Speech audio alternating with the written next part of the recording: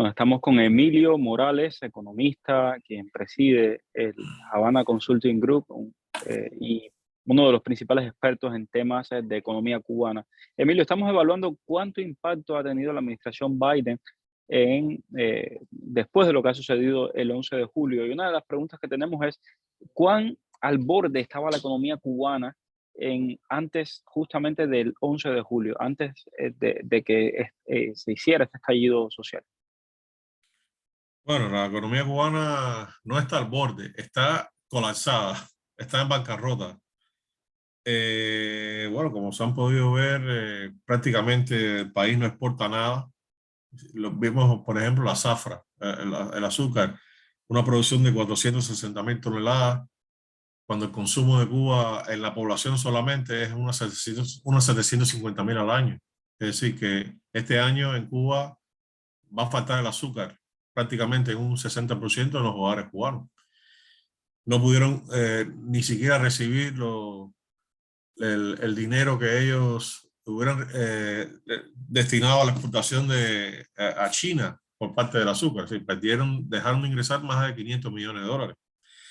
Entonces, una economía que solo ingresa por remesa y por el salario de los médicos que son tratados como esclavos, es un país en bancarrota porque ni siquiera han aprovechado la bonanza del níquel por la subida de precios que ha tenido el mercado mundial debido a la guerra esta de Ucrania. Ni siquiera eso. Si toda la industria cubana es un amasijo de chatarra, necesita miles y miles de millones de dólares para reactivarse.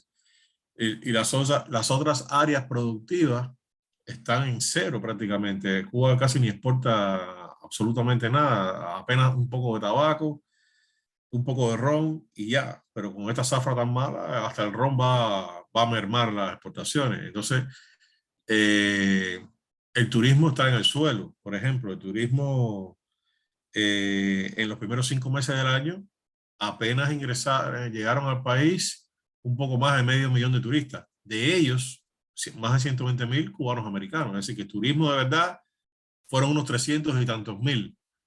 Y si comparas con Dominicana, que en los primeros 5 meses del año llegaron 3 millones de turistas, la diferencia es de 10 a 1 prácticamente. Entonces, te das cuenta que es una economía que está totalmente de patas arriba.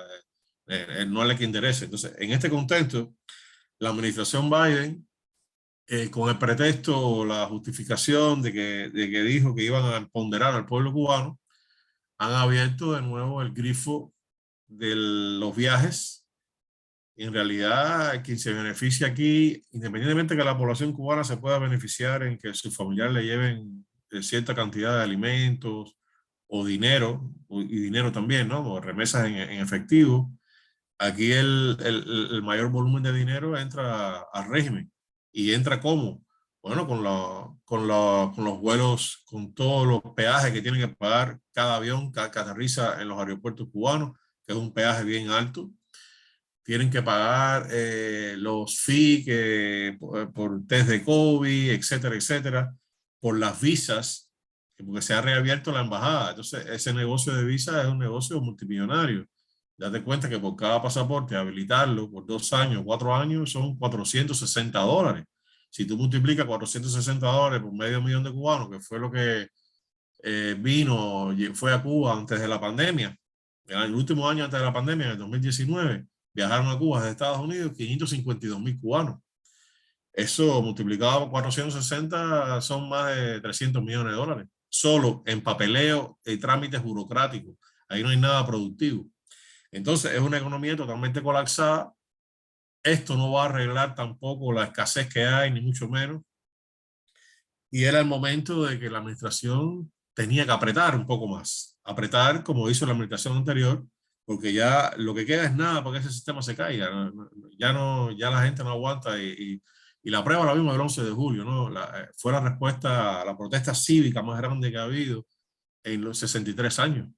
Entonces, de pronto, la medida que toma el gobierno es reprimir, aplicar el terror y, y entonces la respuesta de Biden es abrir la frontera, que vayan 150.000 cubanos a Cuba Es prácticamente la teoría que tenía Ana Belén, la espía que está presa, que decía que Cuba no representaba ningún peligro para la economía, para la seguridad nacional de los Estados Unidos, y en realidad es todo lo contrario. Así que Y, la teoría de ella era evitar una migración masiva, inyectando capital a la economía cubana para lograr que no hubiera una desestabilización interna que generara una migración masiva. Con ninguna administración republicana eso nunca pasó.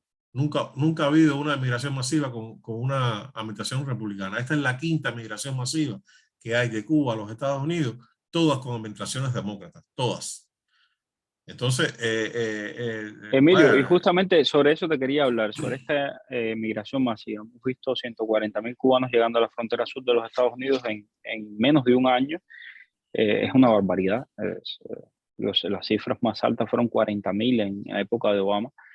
Em, Ahora, ¿cuánto de ganancia puede significar esto para el régimen cubano? Toda esta gente que está llegando, se, eh, está llegando y quedan con gente en Cuba. Entonces me imagino que las remesas en algún momento irán también a la isla. sí, al final el régimen acudió a la última carta de la baraja, que es esa, abrir el grifo para que la gente que está desesperada y los que se atreven a irse bajo esas condiciones tan complejas también, porque no es fácil viajar y tomar esa ruta de Nicaragua hasta la frontera sur de México con Estados Unidos. En el camino algunos mueren, otros son vejados, violados, secuestrados, extorsionados. Sí, que es una situación bien compleja. Aparte que es una ruta bien cara.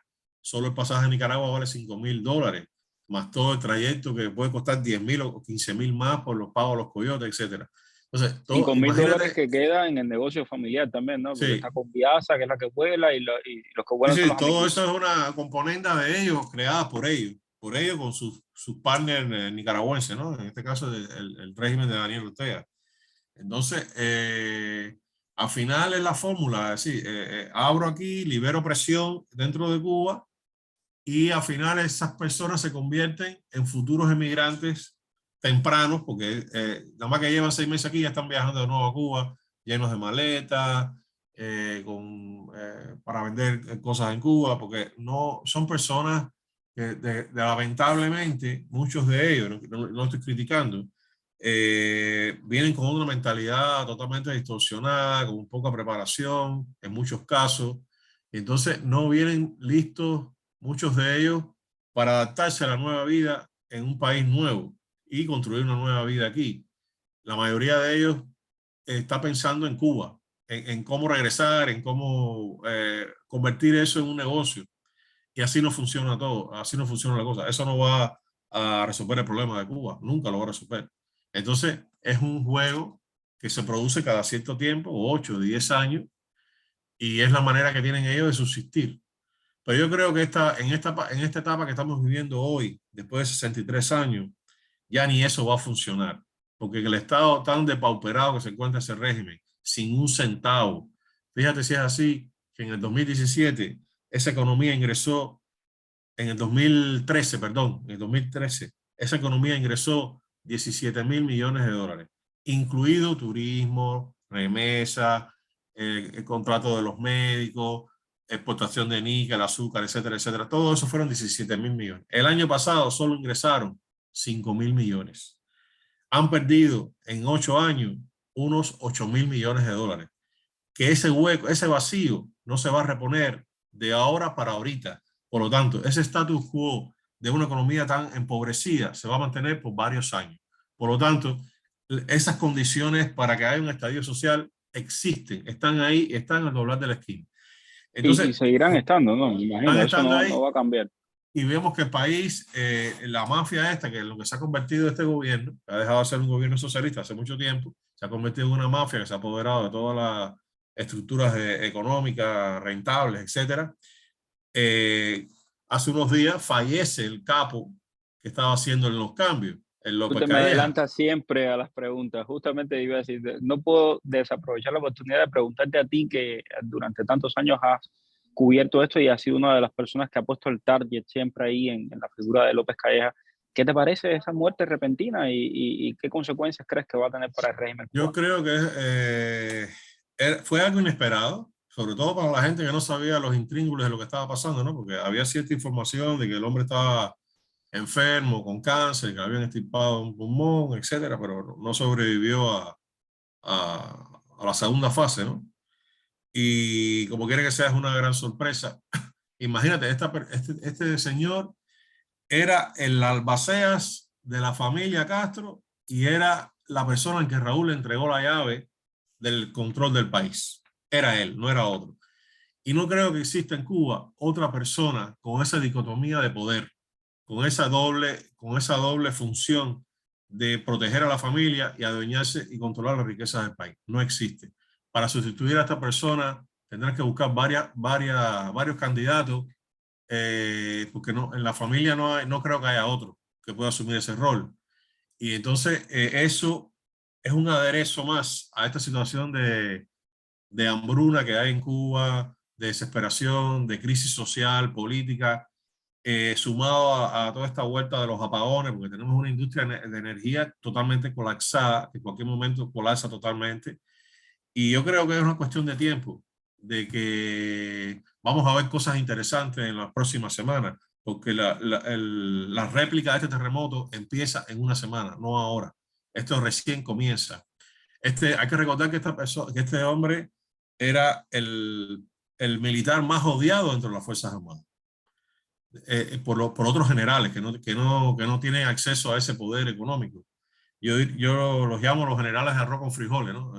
El círculo de los generales de langosta es muy pequeño, muy reducido.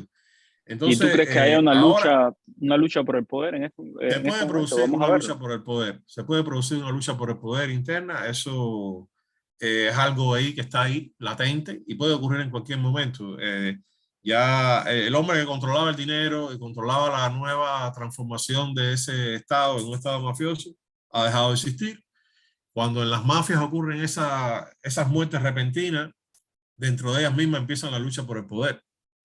Y en este caso, desgraciadamente, la persona que lo puso no creo que esté apta mentalmente para tomar decisiones, porque Raúl Castro tiene 91 años, una persona que ya totalmente envejecida. Así que hay condiciones ahí para que un nuevo 11 de julio surja en cualquier momento. Bueno, muchísimas gracias, Emilio. Siempre un placer tremendo conversar contigo y nos mantendremos en contacto y seguramente con tus buenos criterios sobre lo que está pasando en Cuba. Gracias y un fuerte abrazo. Gracias a ti. Bueno, buenas tardes.